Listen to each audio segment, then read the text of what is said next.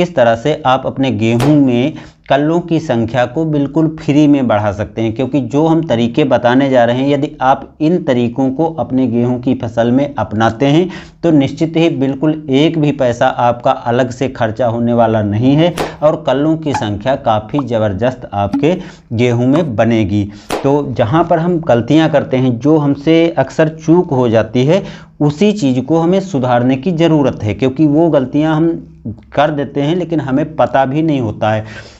तो देखिए दोस्तों, जब हम गेहूं की बुआई करते हैं तो उस टाइम पर तो हम उर्वरक डालते हैं। उसके बाद जब पहली सिंचाई का टाइम आता है तो आप यहीं पर गलती करते हैं और इसी गलती के कारण जो है आपके खेत में कल्लों की संख्या कम हो जाती है और आप दूसरे के खेत में देखते हैं उसमें कल्ले ज़्यादा से ज़्यादा निकलते हैं, जबकि सेम वैरायटी भी आपने बुआई कर रखी है, फिर भी ऐसा कारण बनता है। तो इसका कारण सीधे यही है कि जो आप अपने खेत में जाकर के अपने खेत की देखभाल करिए और अपने खेत के अनुसार ही ये सभी चीज़ें करनी चाहिए। क्योंकि जो बाद में आपने सब कुछ दिया है लेकिन उसके बावजूद सब कुछ देने के बाद भी कल्लों की संख्या कम रह जाती है, क्योंकि इसके पीछे के जो कारण हैं वो आपको सुधारने हैं। तो होता क्या है असल में, जब हम पहली सिंचाई करते हैं तो पहली सिंचाई हम दूसरे को देख करके और अपने अनुसार कर देते हैं, आंख मूंद करके कि हाँ गेहूं में सिंचाई करने का टाइम हो गया, और हमें पता भी नहीं होता है कि हमारे गेहूं की जो है डिमांड सिंचाई की है या नहीं है। क्योंकि यदि खेत में मिट्टी में पानी है तो आपको लगाने की ज़रूरत नहीं है। यदि आप पानी आवश्यकता से ज़्यादा लगा देंगे या गलत टाइम पर लगा देंगे तो जो है ऐसी समस्या आती है। क्योंकि जब पहले आप सिंचाई कर देंगे तो होता क्या है कि मिट्टी टाइट हो जाती है, और मिट्टी टाइट हो जाती है तो जड़ों का जो विकास होता है वो रुक जाता है, जड़ें कमज़ोर हो जाती हैं, उसका फैलाव रुक जाता है। क्योंकि मिट्टी टाइट होने के बाद ऐसा होना संभव है, और उसके जब जड़ों का विकास रुक जाएगा तो जो पोषक तत्व मिट्टी में है वो जड़ों के माध्यम से पौधे तक पहुंच ही नहीं पाते हैं, और जब मिट्टी के माध्यम से जड़ों के माध्यम से पौधे तक नहीं पहुंचेंगे तो पौधे में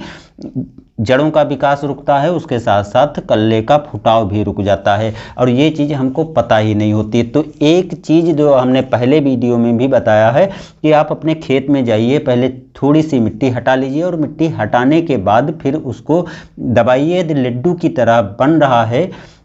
तब आपको थोड़ा रुक जाना चाहिए। यदि लड्डू की तरह नहीं बन रहा है, यानी मिट्टी का लड्डू नहीं बन रहा है, तब आपको सिंचाई करनी चाहिए। अब दूसरी गलती सिंचाई करते टाइम हम कर देते हैं, क्योंकि पहली सिंचाई जहां पर हमें सही टाइम पर करनी है, वहीं पहली सिंचाई हमें कैसे करनी है, कितनी मात्रा में पानी देना है, ये भी काफ़ी डिपेंड रहता है। क्योंकि यदि हम पहली सिंचाई में ही भर भर के पानी दे देते हैं, काफ़ी अधिक पानी भर देते हैं, तब भी मिट्टी टाइट हो जाती है, नीचे तक मिट्टी टाइट हो जाती है ऊपर से, और जड़ों का जो विकास होता है वो पूरी तरह बाधित हो जाता है, और मिट्टी टाइट होने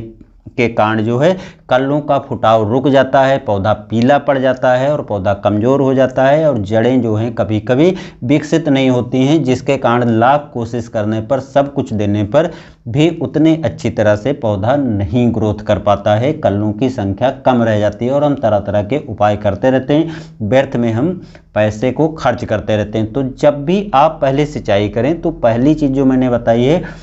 उसको फॉलो करें। दूसरी चीज़, जब आप पहले सिंचाई करें तो या तो आप रेन पाइप से सिंचाई करें, या हल्की सिंचाई करना है, और या तो आपको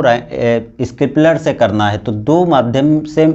कोई भी एक माध्यम आपको अपनाना है। और अगर आप रेन पाइप से सिंचाई नहीं कर सकते हैं या स्प्रिंकलर जैसे खर्चे को नहीं झेल सकते हैं, तब आपको तीसरा तरीका अपनाना चाहिए, जिससे जो है आपके खेत में हल्की सिंचाई हो पाएगी। तो तीसरे तरीके में आपको जो मेड़ बनाते हैं वहाँ पर की हम मिट्टी उतनी नहीं हटाते हैं जितनी हमें हटा लेनी चाहिए, जिससे हम पहली सिंचाई में हल्का पानी दे सकें। तो जब भी आप मेड़ बनाएं कुछ इस तरीके से नालियों को आपको बना लेना है, यानी जो आप यहाँ पर देख रहे हैं इस तरीके से 4-4, 5-5 फीट के अंतर पर आपको नालियाँ बना लेना है। जब ये नालियाँ बनाएंगे तो अब पहली सिंचाई जब कर रहे हैं तो आपको इन्हीं नालियों में पानी को चलाना है। जैसे आप आलू के खेत में या दूसरी फसलों में नालियों में सिंचाई करते हैं, और इतना पानी इसमें भरना है कि जिससे मिट्टी के ऊपर, यानी जो गेहूं की फसल लगी है उसके ऊपर 1 से 1.5 इंच के ऊपर पानी ना जाए। जब 1 से 1.5 इंच ही पानी ऊपर जाएगा तो उससे फ़ायदा क्या होगा कि वहाँ की मिट्टी मुलायम बनी रहेगी, इतनी टाइट नहीं होगी और पानी जो नालियों में है वो पानी धीरे धीरे पौधे को मिलता रहेगा। तो अधिक पानी भी लगने का चांस यहाँ पर नहीं है, क्योंकि जितना फालतू पानी होगा इन नालियों के माध्यम से आप खेत से बाहर भी निकाल सकते हैं, और जो पानी की आवश्यकता आपके खेत में है हल्की सी, उतना हल्का पानी भी लगा सकते हैं, जिससे जो है मिट्टी इतनी टाइट नहीं होगी और जड़ जो है काफ़ी अच्छे से विकास करेगी और ग्रोथ जो होगी, कल्लों का फुटाव जो होगा वो ज़बरदस्त आपको देखने को मिल जाएगा। तो ये 3 तरीकों में से जो भी तरीका आप कर पाएँ उसको ज़रूर अपनाइए, क्योंकि पहला तरीका जो रेन पाइप और स्प्रिंकलर वाला है, यदि ये तरीका कर लेते हैं तो बहुत ही आसान है, बहुत ही अच्छा है, लेकिन हर किसान भाई ये तरीका नहीं अपना पाता है। तो दूसरा विकल्प बचता है जो वो होता है कि मेड़ बना करके गहरी नालियाँ बना लें और नालियों में ही पानी भरें। हल्का पानी खेत में पूरे जाना चाहिए और जितना आवश्यकता से अधिक पानी है उतना आप निखार दीजिए, जिससे पूरे खेत में पौधों को पानी की मात्रा जो थोड़ी सी आवश्यकता है वो मिल जाएगी और ज़्यादा पानी आपको देने की ज़रूरत भी नहीं है। ज़्यादा पानी यदि देंगे तो पौधे सूखने लगते हैं, पीले पड़ने लगते हैं, तो उस नुकसान से भी आप का बचाव हो पाएगा। और ये तरीके आप अपना करके और बिल्कुल फ्री में बगैर कोई अतिरिक्त खर्चा किए हुए आप कल्लों की संख्या को भी ज़बरदस्त तरीके से बढ़ा पाएँ।